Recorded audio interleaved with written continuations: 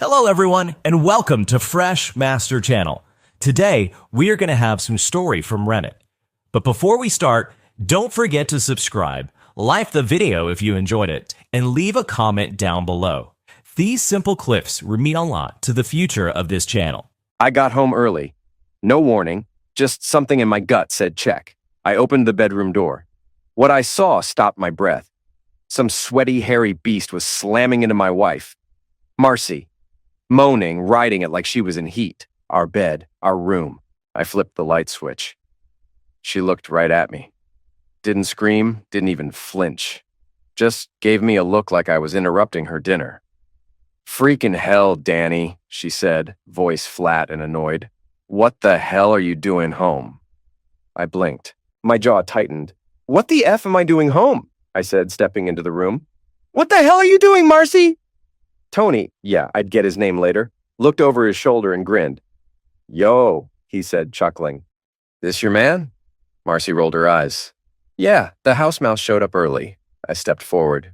"You're screwing someone else in our goddamn bed while the kids are sleeping down the hallway. And you look bored?" "Oh, stop it," she said, tossing the blanket off like she wasn't even ashamed. "Don't act like you didn't see this coming. Jesus, Danny, look at you." "I am looking," I growled. "I'm seeing the mother of my kids getting railed by a damn gorilla." Tony sat up, muscles bulging, completely unfazed. "You want round two, little man?" I lunged at him. He stood. Damn, he was huge. And shot me twice in the ribs, then one straight to the face. My vision cracked. I dropped. Couldn't breathe. Couldn't think. Just pain. I came to in the ER. Cold room, bright lights, my ribs were screaming. Bandages wrapped tight. Marcy sat there on the chair, legs crossed, arms folded like she was waiting for a latte. "You done crying?" she asked. I looked up dizzy. "Who the hell is he, Marcy?" "Tony," she said. "My man, and clearly not yours to fight." I coughed, bitter in my throat. "You screwed him, in our bed, with our kids right down the damn hall. If you hadn't stormed in like Rambo," she said, "they wouldn't have heard a thing. That's on you." I had to call my sister to come watch them while I dragged your busted A here. "How long has this been going on?" She tilted her head. "Since November. You were too busy being boring to notice." "Is this the first guy?" I asked. She laughed. "First one you caught, not the first one, no." I stared. "You sick freaking witch." She leaned forward. "Call me what you want. You think I give a damn?" "While you were wasting years pretending to be a man, Tony was blowing my back out and making me feel something again." "You've got no soul," I whispered. "No, Danny," she hissed. "I just stopped pretending you were enough." "You're a mother," I snapped. "You're a wife." "Not anymore, I'm not," she said. "You lost that version of me. Tony owns me now." "Then go," I growled. "Get the hell out of my house." She stood up and looked down at me like I was a piece of trash. "I moved your crap to the guest room already," she said. "You want out? Then leave. But you start barking to lawyers, neighbors, or God himself, and I will bury you." I didn't say anything. She leaned closer. "I'll tell everyone. You hear me? I'll make you famous. Everyone'll know you're the sad little chump whose wife got stolen by a real man. Your sons'll grow up laughing behind your back. I'll make you a punchline." "You're proud of this?" I asked. "Tony owns Continental Classics. You remember that fancy A dealership you drooled over but couldn't afford? Yeah, that's his. He's rich. He's powerful. He'd make it like a god. And he knocked you out like a freaking rag doll. What's there not to be proud of?" "Then marry him, ho." She paused, smiled cold. "He doesn't want kids, and I'm not giving up mine. So here's how it works, Danny boy. You stay, pay the bills, tuck the kids in at night, and I get what I need from Tony. You're the safety net. He's the fire. You think I'm going to accept that?" "You will," she said. "You always do. You bark, you cry, and then you fall in line. That's who you are. You think you can just screw around and I'll eat crap quietly?" She smirked. "Already have. Haven't you noticed the taste yet? You make me damn sick." "Good," she said. "Now maybe you'll lose a little weight." I stared at her, everything in me breaking. "Just tell me one thing," I said. "Who the hell was watching the kids when you were out screwing your boyfriend?" She grabbed her purse. "Karen," she said, smiling as she walked to the door. Sometimes I drop them off at your parents'. Oh, and guess what? Karen's the one who introduced us. Funny, huh? Then she was gone. The morning after, they signed me out of the hospital. Marcy never showed, not even a text. I called myself a cab and rode home solo. The house was dead quiet. Kids were at school. My clothes folded on the guest bed like she'd kicked me out of my own life. Todd and Terry would have questions eventually, but I figured Marcy could handle that mess herself. Didn't take long to move into the spare room, maybe 40 minutes. But I wasn't done, not even close. First stop, basement. I dug out this old school phone tap I used to have, worked only on landlines, but it was better than nothing. Marcy mostly used her cell, but every now and then she'd call the house phone. Worth a shot. 20 minutes later, it was rigged and tucked behind some paint cans. Step one, done. I felt like crap, but my head was clear enough to work. Hospital gave me painkillers, but I didn't want to be high around moving machinery. Took some Tylenol and pushed through. Marcy's biggest screw-up? Thinking I was all alone in this. What she didn't know was that the crew at work had my back, hard. I told the guys everything, no sugarcoating. Every one of them had a plan. Some legal, some sketchy as hell. It felt good, knowing they were with me. We still had hours left on shift, but that night, we made it a mission to brainstorm how to fix the train wreck my life had become. Halfway through, we took our dinner break. All right, anybody got an idea that doesn't land me in jail? I asked. Glenn jumped in. I don't got a plan, but my cousin details cars for that a-hole Tony. Dude hates him. If you want intel on the business, the building, work hours, he's your guy. That's solid, I nodded. Appreciate it. Anyone else? Danny raised an eyebrow. I got 2 rifles and a pair of unregistered pistols. Just saying. Thanks, Barry, I said. But I'm not looking to make the 6 o'clock news. Freddie leaned back and grinned. Then you definitely don't want to hear mine. Tell us, man, someone laughed. Let it fly. All right, Freddie smirked. We find Tony, tie him to a tree, legs wide open, then light a campfire right between them, old school style. Everyone burst out laughing. It was twisted, sure, but it felt good to laugh again, even for a second. Kyle was quiet the whole time. We turned to him. What? He said. Don't look at me like that. You got something or not? I asked. Well, yeah, kind of weird though. There's that prison in Arizona where they made the creeps wear pink jumpsuits, right? Thought maybe we could humiliate him like that. Spray paint him pink or some crap. Spray paint? Someone asked. How are we even going to get that close? Knock him out first, Kyle said, like it was no big deal. Then tie him to a chair, let someone else find him. With what? A brick to the head? I got a taser, Kyle said, like he was offering gum. It's in my car. Just sneak up and zap him. Someone muttered, yeah, 'cause that's so easy. I'm just saying, Kyle shrugged. It's an option. The brake buzzer cut us off. Still 4 hours to go. My workload was lighter that night, and the guys pitched in to cover the rest. When I got home, Marcy was asleep. At least she didn't bring her side piece into the house. Small mercy. Still, I had no damn clue what to do next. Most of the crew's plans sounded like dumb teenage revenge. Might as well leave a flaming bag of dog crap on Tony's porch. I needed something real. Something that'd actually hurt. Next morning, I woke up late. The kids were already gone. I heard Marcy in the kitchen, probably pretending life was normal. I showered, shaved, got dressed. Morning, hubby, she said with a smug little smirk. Don't I get a kiss? I just looked at her, turned, and walked right out. She wasn't worth a word. I grabbed breakfast out, spent most of the day driving around, clearing my head, trying to come up with a plan that didn't involve prison time. I had another night shift coming, so I didn't want to waste energy. One thing was for sure, I wasn't eating at home again. Dinner breaks with the crew were the only time I felt halfway sane. And screw Marcy's cooking.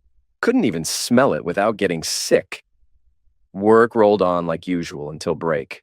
Yo, Danny, Kyle said, pulling me aside. I got that taser in the glove box. Take it, even if it's just for protection. He looked proud, like he'd just gifted me a sword. You ever use that thing? Someone asked. We can try it out now, Kyle grinned. Any brave volunteers? Whole room groaned. Nobody had a genius plan, but every single guy was ready to stand with me if I came up with one. That mattered more than anything. I got home to silence. Marcy was either asleep or pretending. Didn't matter. I was on the graveyard shift again, and that wrecked your sleep, even on weekends. But I had time, and I wasn't done, not even close. I got up earlier than usual. The boys, Todd and Terry, were bouncing off the walls when I mentioned Chuck E. Cheese. I figured we'd be out half the day, give Marcy space, maybe peace. She didn't mind. Hell, she almost seemed happy we were leaving. I was tying my shoes when she said it. "Danny, I need you to take a few days off next week," Marcy said casually, like she was asking me to grab milk. I paused. "For what?" "Tony's friend Wally's coming in from Detroit," she said, sipping her coffee like she wasn't about to drop a bomb. "We're thinking about taking a little cruise to Cancun. 3-4 nights max." I turned around slowly. "We?" She didn't even blink. "Yeah, me, Tony, Wally. Karen's coming too. If you can't take the time off, maybe your parents can watch the boys." I stood there staring at her like she'd grown horns. "Let me get this straight," I said. "You're asking me to take time off work so I can watch the kids, while you go on a damn cruise with 2 guys? Don't be dramatic," she said, waving it off. "Wally's with Karen. They've been close forever." "Oh, well, damn," I said, nodding like an idiot. "Guess that makes it all better. My bad. Go ahead and let your boyfriend tag team you on a boat. Just make sure Karen holds the camera steady." She narrowed her eyes. "You're being an a-hole." I stood up. "No, Marcy, I'm being real. You don't even try to hide this crap anymore. You on a vacation with your side piece and his buddy, and you've got the audacity to ask me to babysit while you get screwed on international waters?" "You're overreacting," she snapped. "It's not like that. Like hell it ain't. You think I don't know what's going on? You and Tony have been screwing behind my back for months, and now you want a couple's retreat with matching hose? Watch your mouth," she barked. "You're talking about me and my friends." "I am watching it," I said. "And you're lucky I don't start screaming. You want to play this game? Fine. But don't insult my intelligence while you're at it." She crossed her arms. "I've done everything around here for years, Danny. You wouldn't know what to do without me." "Really?" I asked. "Because from what I'm seeing, you're not doing everything. You're just doing everyone." "Phew," she hissed. I smiled. "Already got someone else for that, remember?" She stared at me with pure venom. "You keep running your mouth. I swear I'll make sure you don't see those boys without a fight." "Oh, now you care about the kids?" I barked. "Where was that energy when you were screwing Tony while they were asleep across the hall? Don't play the mom card now, sweetheart. You already folded that hand." "I swear, Danny." "No, I swear," I cut in. "You go on that cruise? Don't come back. Not to this house, not to this family, not to these boys. You want to shack up with a car dealer from Lancaster and his rent-a-buddy, do it. But don't expect me to sit here playing Mr. Nice Guy while you piss on everything we built. Then pack your crap and leave," she said coldly. "I'm not going anywhere." "Oh, I'll leave," I said, grabbing my keys. "But not before I tell your parents why their daughter turned into a discount escort. And I'll tell yours you couldn't satisfy your wife if your life depended on it," she hissed. Which is exactly why I had to find someone who could. I stepped to the door. "Enjoy Cancun, Marcy. Just hope your cruise comes with a life vest, because one day, all this crap you're swimming in, it's gonna drown you." I opened the door, and before I stepped out, I turned back. "Oh, and tell Karen I owe her one. Seriously, that intro? Best favor she ever did for me." Now I know exactly what kind of people I'm dealing with. We left way too early. Chuck E. Cheese wasn't even open yet, so I took the boys to Hobby Hall, the craft store right by our place. They were old enough now to mess with those model kits without much help. None of their builds were going to win awards, but hell, they were having fun, and that's what mattered. I let them roam while I wandered the aisles. The store was packed with junk aimed at Pinterest moms, stuff Marcy would have loved. I thought, if she'd just picked up a damn hobby, maybe she wouldn't have brought that walking carpet into our house. But that ship had sailed. Then something caught my eye. Designer spray paint, lined up, neat on a shelf. 6 cans, perfect pink. Not as much stock as Love is, but this was the exact color I'd been picturing. The only place I'd seen it. Felt like a sign. I grabbed all 6 cans without a second thought. Todd picked out a monster truck kit. Terry went for a tow truck. Didn't even know they made those in plastic. On the way out, I spotted a bag of heavy-duty zip ties, 10 of them, long and thick. I tossed them in the cart too, figured they'd come in handy for what I had brewing. By the time we left, Chuck E. Cheese was open.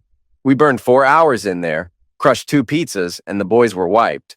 We swung by the store for cheap bread and hit Pandora Park to feed the ducks. Hung around until late afternoon, then headed to my parents' place. Mom and Dad were happy to see us. Cooked dinner, spoiled the kids.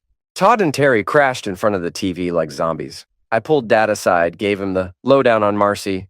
It was the first time I'd really opened up about what was happening. She'd been trying to hang that "I'll expose you" crap over my head, but I decided to beat her to the punch. The more people I told, the less power her threats had. Dad looked me square in the eye and said, "We got the boys, no matter what." That took a load off. At least now I had some room to move without dragging the kids through the mess. Later that night, around 9, I called Marcy. "We're crashing at my folks. I've got the car. Don't wait up." Next morning, we hit IHOP and wrecked a breakfast platter between the 3 of us. When we got home, Marcy was still knocked out in bed. I fired up the mower, then checked on the kids, already knee-deep in their model kits. Sun was out, sky was perfect, but I let them stay in and do their thing. I decided to spend the day fixing up the yard. Edging, mowing, trimming, all the stuff I'd let slide. Took my time, chatted with a few folks while I worked. I had my own clippers, but I borrowed hedge trimmers from Mike Fielding across the street. His wife, Mary, ran the local gossip hotline, so I made sure to drop a few juicy lines. Told Mike there might be some random dudes coming by because Marcy was entertaining her gentleman friends. I said, shouldn't be a problem, unless they get loud. If they do, call the cops. I work nights, can't babysit the circus. Then I strolled over to Larry Finley's. Church board guy, nose in everybody's business. I needed a spark plug wrench anyway. While I had him cornered, I apologized for Marcy's, adventurous behavior lately. Larry's eyes lit up like Christmas. 10 minutes later, I'd fed him enough dirt to keep him buzzing for weeks. Skipped lunch, powered through yard work, and wrapped around 4. Quick shower, then I took myself out. Ended up at Rosie's Cantina, ordered the priciest thing on the menu. Don't know if it was worth the money, but it hit the spot. After that, I swung by my brother Dave's place. He and the fam welcomed me in like I was returning from war. Dad must have filled him in already. I crashed on Dave's couch that night. Marcy thought she was slick. Her master plan? Threatened to embarrass me into silence. Make me out to be the weak husband who let her cheat. Try to own me with shame. Cute plan. Shame it fell apart like a dollar store umbrella. In less than a week, I told everyone. Friends, family, neighbors. She had nothing left to hang over me. And the best part? I made her look like the unstable one. A full-blown community nuisance. She wanted power. Instead, she got exposed. I swung by the house the next morning to change before work. Didn't even make it through the damn hallway. Marcy was waiting, arms folded, fire in her eyes. "What the hell did you tell the neighbors?" she snapped, stepping in my face. "Karen said you told people I run a goddamn brothel." I dropped my keys on the table, slow and calm. "Come on, don't be dramatic," I said. "I didn't say you run one. I just told them not to be alarmed if strange men keep showing up while I'm busting my A at work." She jabbed a finger toward my chest. "That's damn slander, Danny." I shrugged. "Is it? Or is it a creative interpretation of reality?" Her nostrils flared. "You're ruining my name."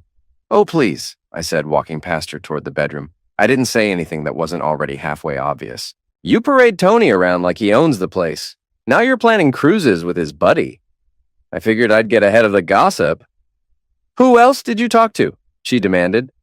I turned, leaned against the doorframe. "Everyone," I said with a smirk.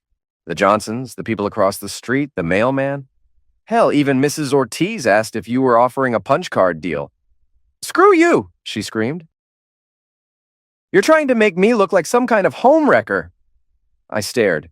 "You're a homewrecker, Marcy. I just saved you the effort of hiding it." She stormed closer. "You want to humiliate me? Make yourself feel like a man again? This what gets your pecker hard now?" I chuckled. "Nah, that ship sailed. You humiliated yourself, sweetheart. I'm just the guy sweeping up the glass after you threw the damn family through the window." She clenched her fists. You didn't have to drag my family into this. I didn't, I said. Yet. I've kept quiet with your parents and your sisters, but hey, you might want to get ahead of it. Would be a shame if they heard it from someone else. Her voice cracked just a little. You're turning everyone against me. I narrowed my eyes. You did that all by yourself the night you bent over our bed for your boyfriend. She slapped me. Didn't hurt, just made her look even more pathetic. Feel better? I asked. She backed away, breathing heavy. You always think you're so freaking smart, she muttered. You act like you've won something. I checked my watch. Don't flatter yourself. I didn't win. I just stopped losing. And now I've got 10 minutes left with my sons before I clock in. So, unless you've got something worth saying, I'm done here. I turned to go upstairs. The boys still love me, she called out behind me. No matter what nonsense you feed them. I paused at the top step, looked back, calm. I don't have to feed them anything, I said. They see what's real. Kids always do. That night at work, Glenn came through with the scoop. Continental Classics closed at 9 sharp on Thursdays, and Tony liked to handle payroll himself, alone. The place cleared out so he wouldn't be bothered. Not even the janitor stuck around. Kyle showed me how the taser worked. Nobody had stepped up to test it. Shocking, I know. We had a solid plan, and I honestly didn't care if it blew up in my face. If I got arrested, so be it. I'd spill everything to the press. Local news, morning radio. Hell, I'd post it online myself. Tony DeMarco was going to feel this, one way or another. That week, I treated home like a locker room. I'd shower, change, crash for a few hours, and bounce. I hadn't eaten a single meal in that house since the day I walked in and found my clothes folded on the guest bed like I'd been evicted. Then, Thursday rolled around. I staged a breakdown with my truck and had Kyle swing by to grab me. At work, nobody gave grief as long as the numbers were good and we weren't screwing up the product. Thanks to OSHA gear, masks, gloves, goggles, we all looked the same anyway. At 8:30, I slipped out the back. The guys covered for me by shuffling stations, a few empty spots here and there, but nothing suspicious. Everyone took bathroom breaks, no one tracked them. The idea was to make it look like I never left. I went in through the back service door at Continental, headed straight to the bathroom, and waited. A little after 9, someone peeked in to make sure the lights were off. 10 minutes later, I pulled on some gloves and walked into the office. Tony had his back to me, sitting at his desk, facing the showroom. He was hunched over an old calculator, hammering keys like he was punching out a novel. The computer next to him was asleep. He never heard me coming. I shot him in the back of the head with the taser. His whole body jolted like he'd touched a live wire. I thought he might turn around, so I zapped him again for good measure. Second time, he slumped forward, out cold. Nice and easy. I tied him up, 2 zip ties on each wrist, 2 on each ankle. No way he was going anywhere. Found one of his old ties in the closet and wrapped it around his face as a blindfold. Dude was totally limp, dead weight.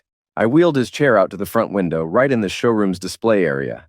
Come morning, his staff would have a hell of a wake-up call. Then came the fun part, the pink paint. It took more than I figured. His clothes soaked it up fast, so I had to hit him with 3 coats just to make it pop. I burned through almost all 6 cans, but it worked. He looked ridiculous, like a flamingo in cuffs. Once he was fully pinked out, I started cleaning up. Figured he might wake up mid-job, but nope, still out cold. I took the blindfold off and checked the time. Everything was on schedule. Then I noticed something off. He wasn't moving. At all. I checked for a pulse on his wrist. Nothing. Thought maybe the gloves were messing with the feel. Took one off, tried again. Still nothing. Tried his neck like they do in shows. Nada. Even tapped his eye gently with a pen. No blink, no twitch. My stomach dropped. I started sweating, but my brain kicked into autopilot. I wiped down everything I could have touched, pocketed the necktie, and snipped off all the zip ties. That left pale bands around his wrists and ankles. Made him look like a weird raccoon in pink. I double-checked everything, then got the hell out of there.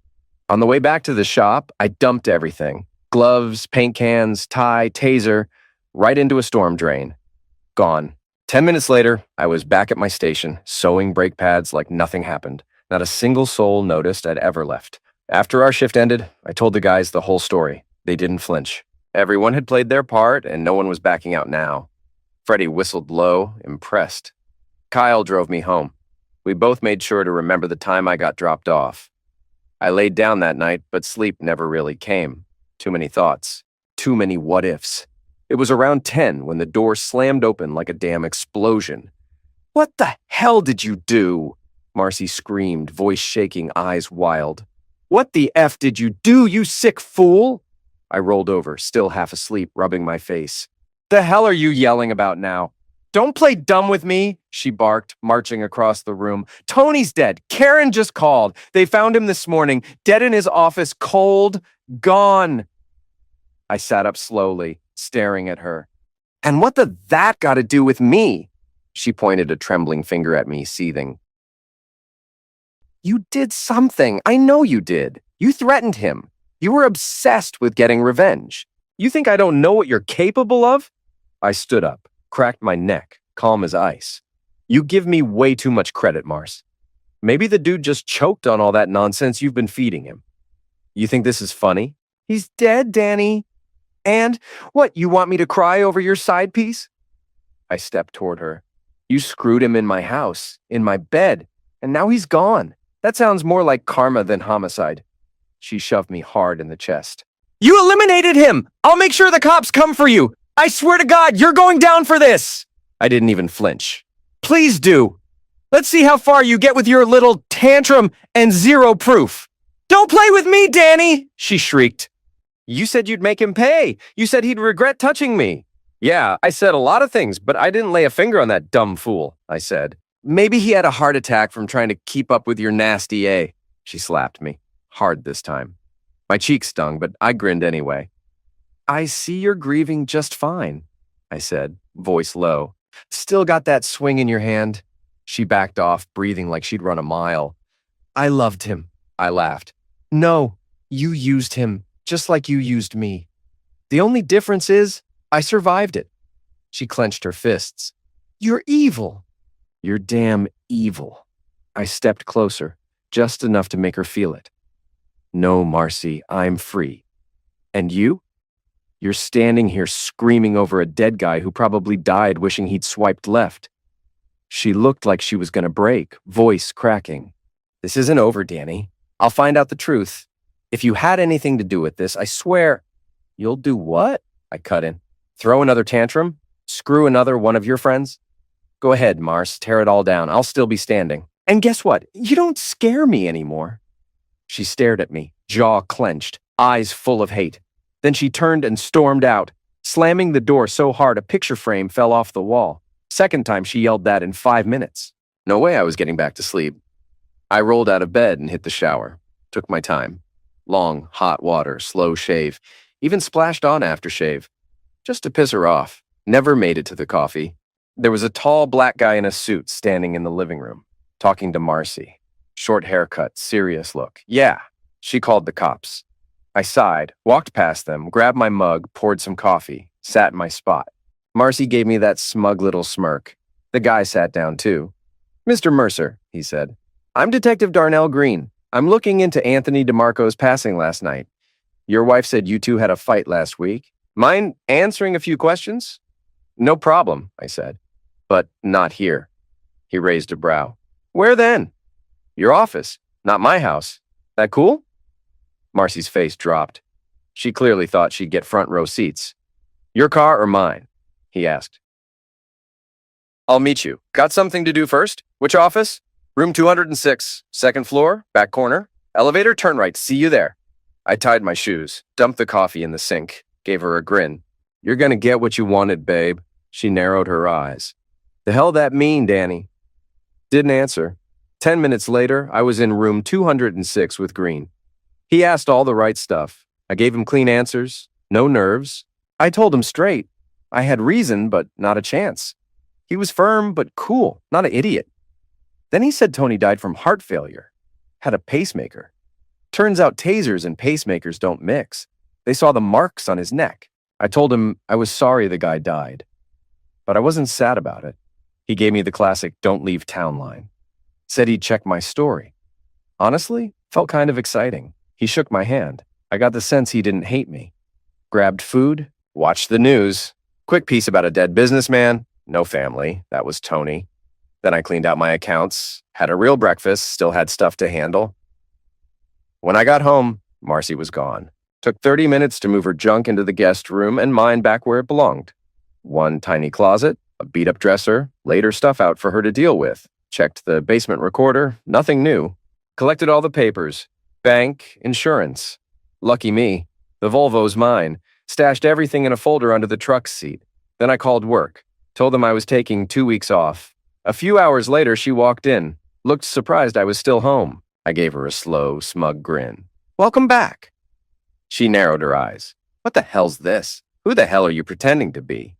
I led her straight to the guest room, opened the door. She looked inside, stunned. "What the F is this?"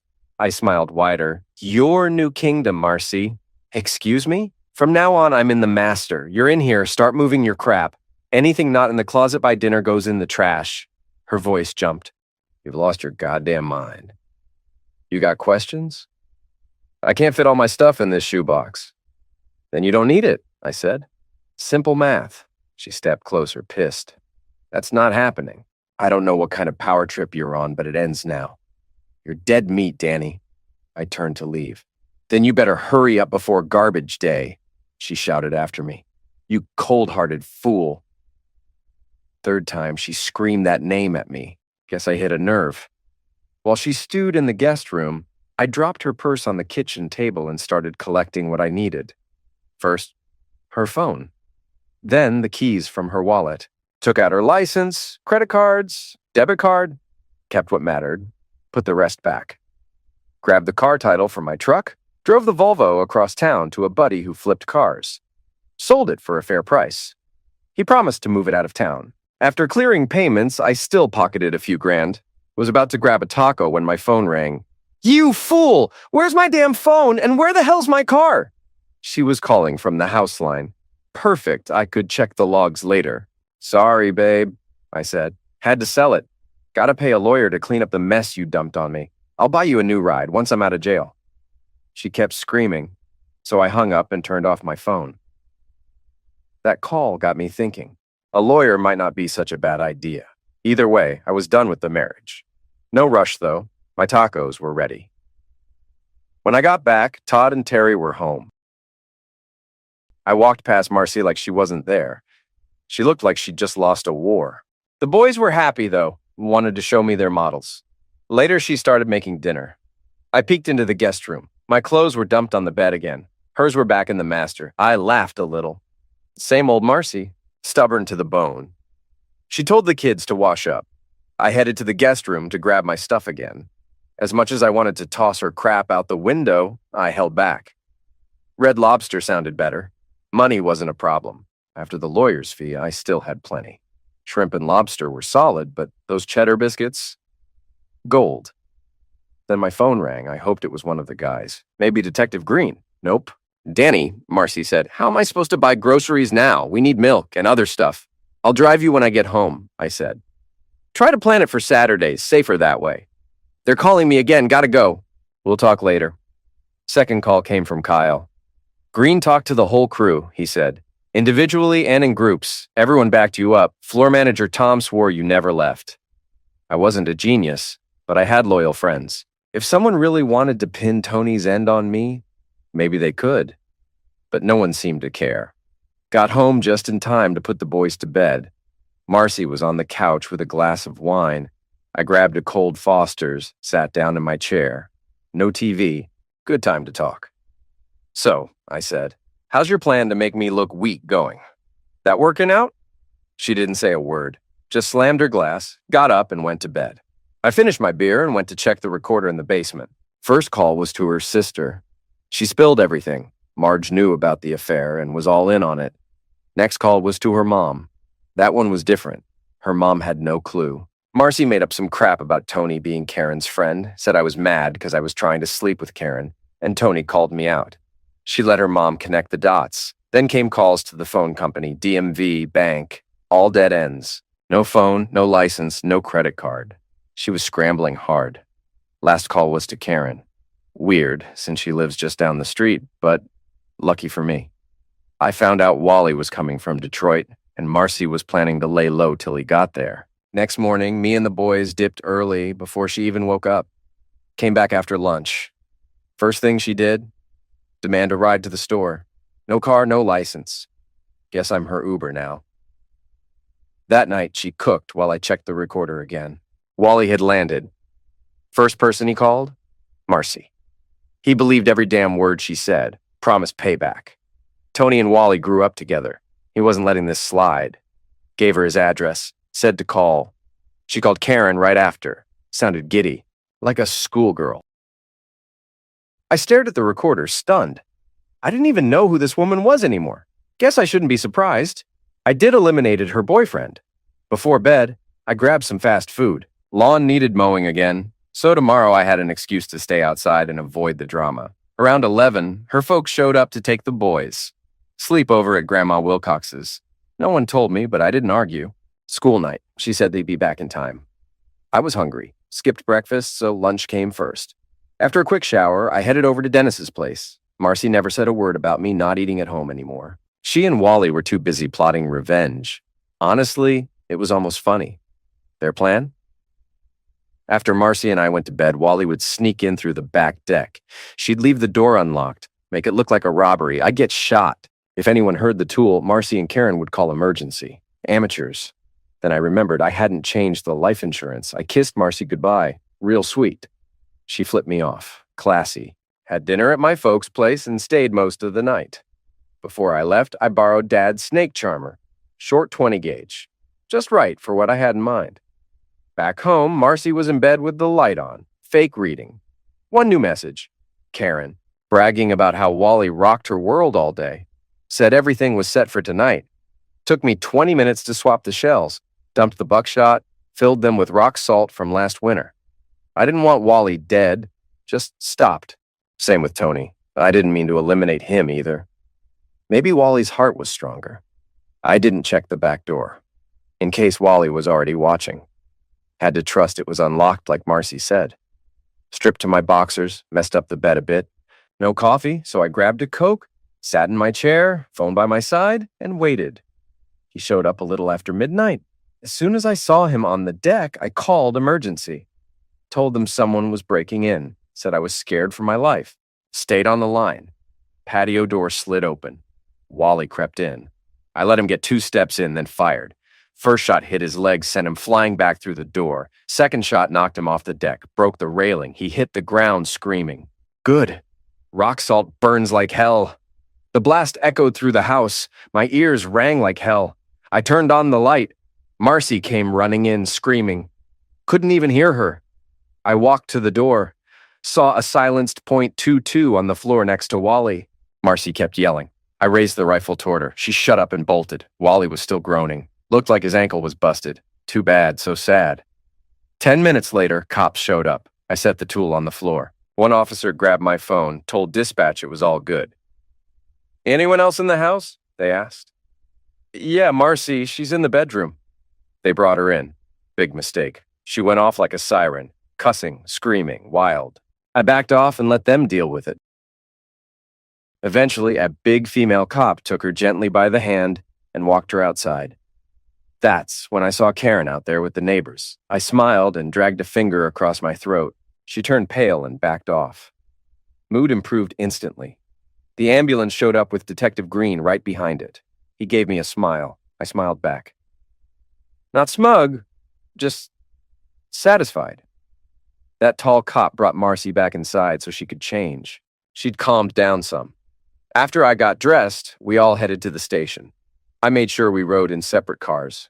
Green let me ride with him. We didn't talk on the way. But he kept giving me that same look, like he knew. It was almost morning when they let me go. We only talked for half an hour, but they kept me there all night. Like I was at some kind of boot camp. Coffee every 5 minutes. Cops dropped me off. No crime tape. No mess. Looked normal. Wally must have taken the hit like a champ. Just a busted rail to fix. I collapsed in bed and slept past noon.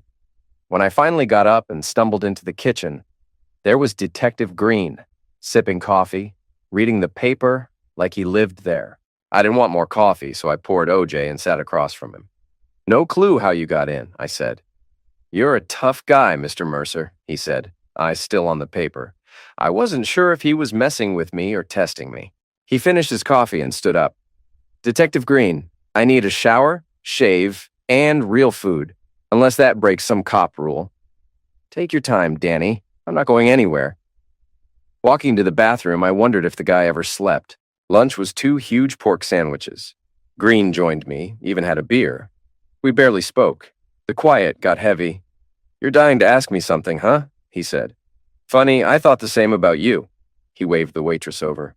2 more beers. I've been asking all night, he said. Now it's your turn.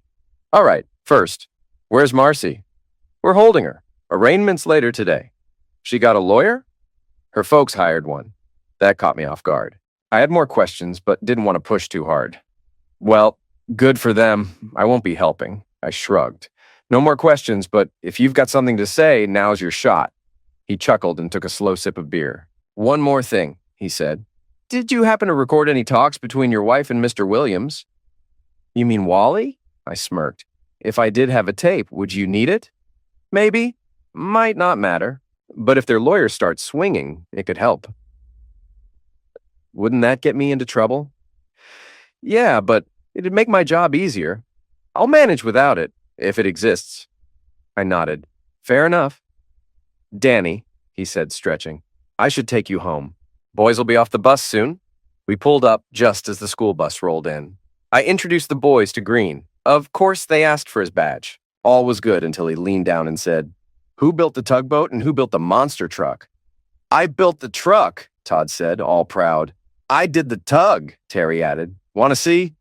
Maybe next time, Green smiled. I'd like that, but I gotta run. He turned and left, still wearing that smug grin. Fool knew about the pink paint. He had me. I couldn't say a word. That night we ordered pizza. The boys didn't ask about their mom. After dinner, her dad called, wanted help with bail money. I turned him down, politely. Not sure if he got it, but he tried. I asked where she'd stay. He paused. With us. So me and the boys loaded her stuff into the truck and dropped it off at her parents'. No drama, no talk. Back home, I saw a U-Haul at Corinne's. By morning, she was gone. No call, no note. I read the paper to get updates. No one told me anything. Felt like I'd been erased. No trial. Marcy blamed Wally. Wally blamed her. They both pled out. She got 3 to 5 for conspiracy. He got 5 to 10 for attempted homicide. Feds stepped in over the silencer, but held off till he served time. Green never brought up the tape again. Karen disappeared for good.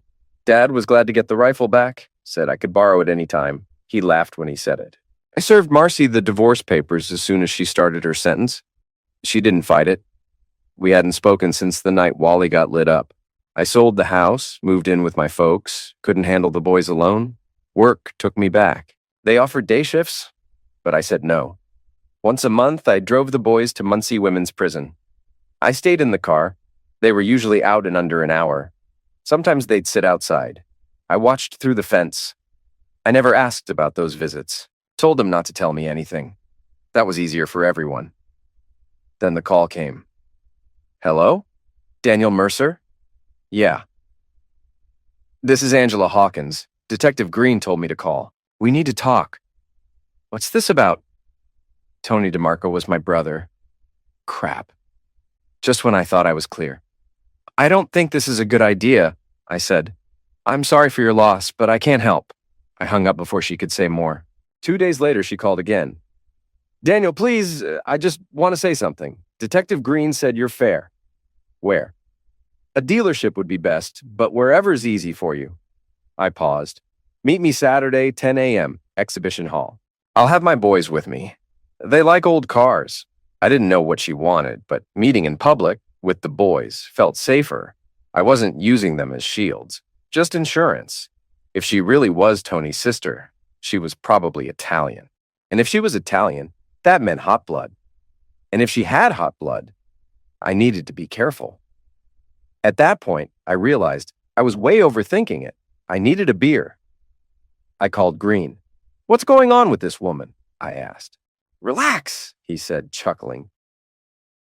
Just meet her. Stop freaking out. Easy for him to say. He didn't eliminate her brother. The Continental Classic was huge, way more than I expected. Besides the big showroom, there were two massive buildings full of cars, some shiny, some waiting for their turn. We pulled in and bam! Grand opening banners, music, free food, clowns. I didn't expect a damn party. Terry and Todd lit up. Couldn't decide between staring at muscle cars or chasing down popcorn. Some clown with a red nose was scooping hot kernels into little bags. There was soda, hot dogs, the works. Then I saw her, no doubt in my mind, Angela Hawkins. She walked right toward me, slow and steady. Short, dark hair, olive skin, hips that didn't lie, pure Italian. Couldn't have been more than 5 feet tall. Next to what I remembered of her brother Tony, it was a wild contrast. Walking beside her was a little girl, about 10, same eyes, same face, lighter hair, probably her daughter. I could tell we were both using our kids for backup. She reached out a hand. "Daniel Mercer, I presume?" she said. I shook her hand. "Always wanted to say that," I replied with a half smile. "Like in that old Dr. Livingston movie?" She smiled, tight, polite. "This is my daughter, Carla." Todd gave her a little nod. "Todd," he said. Terry grinned and shook Carla's hand. "I'm Terry. Nice to meet you." Angela looked at Carla. "Why don't you show the boys around while I talk to their dad?" Terry took off with Carla into the showroom.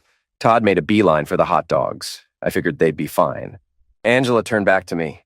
"We can talk here or upstairs in my office." "Office sounds good," I said. As we headed up the stairs, I noticed a few staff staring.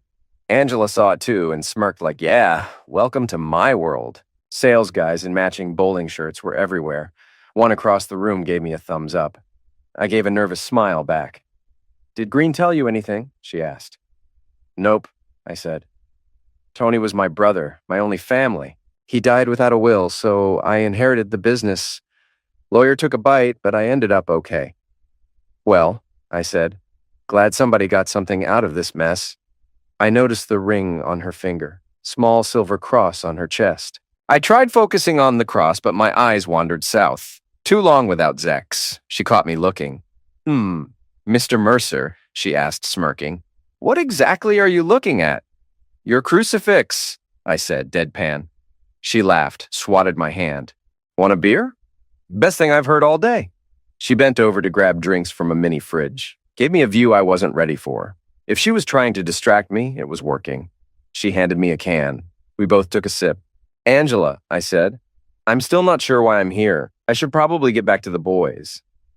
"You can call me Angela. Mind if I call you Danny?" "Go ahead." "Are we done here?" I asked. "No, sit down and don't move. Green said you get it." I shut up. Maybe it'd go faster that way. "Tony was a fool," she said flat. "A mean son of a witch. He deserved what he got. As messed up as it sounds, I wanted to thank you." My stomach flipped. Was this a setup? Was Green in on it? My eyes dropped to her chest again, looking for a mic.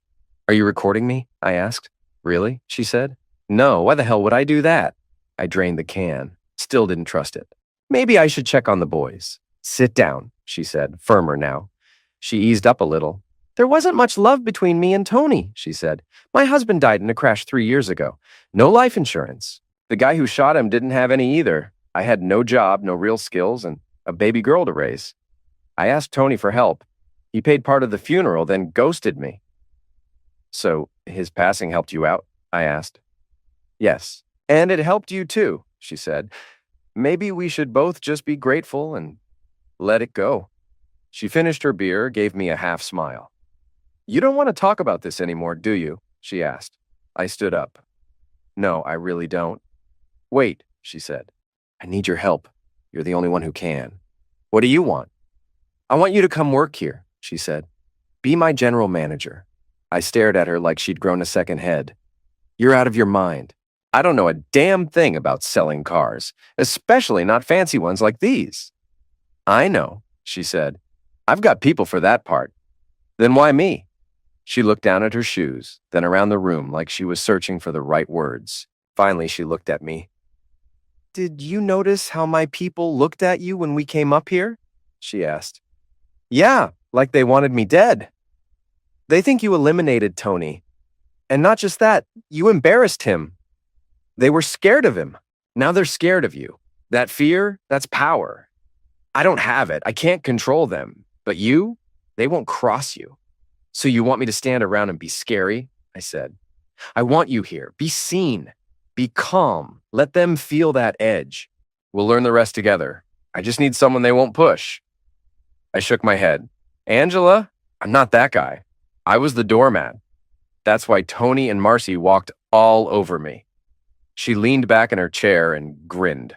Well, didn't end too well for either of them, did it? That made me laugh. Too loud, maybe, but I didn't care. We spent half an hour going over the deal.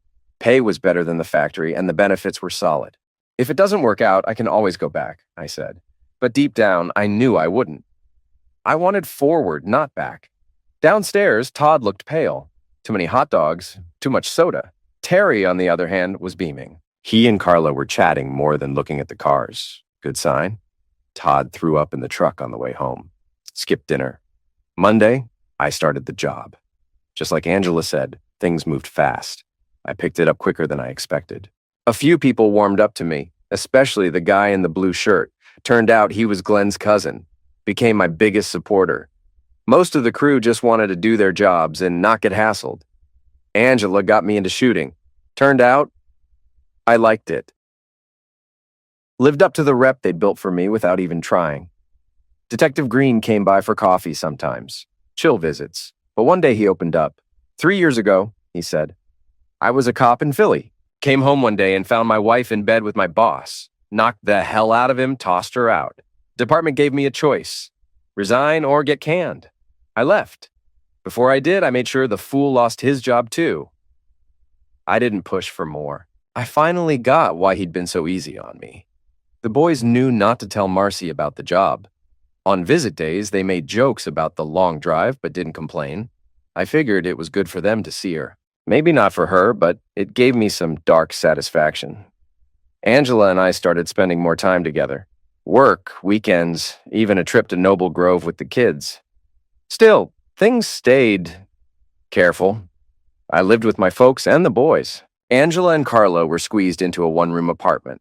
It worked, but it wasn't ideal. She started house hunting. Every evening, she was scrolling listings. One day, she looked up from her screen. Danny, I think it's important the boys each have their own room, she said. Better to plan that now than deal with problems later, don't you think? Of course, I said. I knew what this was. She smiled a little. The split-bedroom layout would be good too, I added. Don't love the master being too close to the kids' rooms. She didn't say anything, just smiled, faint but real. It was a weird thing we had. No sex, no kissing.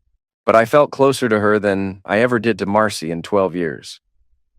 2 days after my divorce came through, we all went to Red Lobster. The boys didn't know why, but Angela did. That night, while they watched TV, she pulled me into the kitchen. She stood on her toes and kissed me. We were laughing and tangled up when Carla walked in. Oops, sorry, Mom, she said, then grinned. That time has come. Back in the living room, she whispered something to Terry, and they both smiled. Angela and I kept it PG that night, but I was definitely ready for whatever came next. Next day, while the kids were at school, Angela and I had a long lunch, the kind that ends with tangled sheets. We barely made it back to work before closing. After that, lunch became our favorite time of day. Angela got more serious about buying a house. Green kept dropping by, sometimes just to talk, sometimes hanging by the cars. He fell hard for a Studebaker hawk that used to belong to Roger Ebert. Angela gave him a solid deal. Then one day, Angela looked at me and said, Danny, I need you to drive me to see Marcy. That stopped me cold. We hadn't visited much lately. Marcy never complained. Why? I asked. Need to wrap something up. Like what? Just stuff. Close things out. You want me to go in with you? No, just drive. I'll handle the rest. It was a warm fall day when we got to Muncie. Since visits were outside, I parked close to the fence. 10 minutes later, I watched Angela and Marcy sit at a picnic table. At first, they looked like two old friends catching up. Then Marcy's smile dropped. She stood up, leaning over the table, scowling. Angela didn't move. Then Marcy snapped and lunged at her. Guards ran in, grabbed her, dragged her back inside, screaming like a maniac. Angela strolled back to the car like nothing happened. She opened the door, got in, buckled up. I stared at her. "What the hell just happened?" She smirked. "Your ex is real touchy." We drove in silence for a few minutes. Then she looked over and said, "I said hi, introduced myself." She was all smiles. Thought I was on her side. I didn't correct her. "What did you tell her?"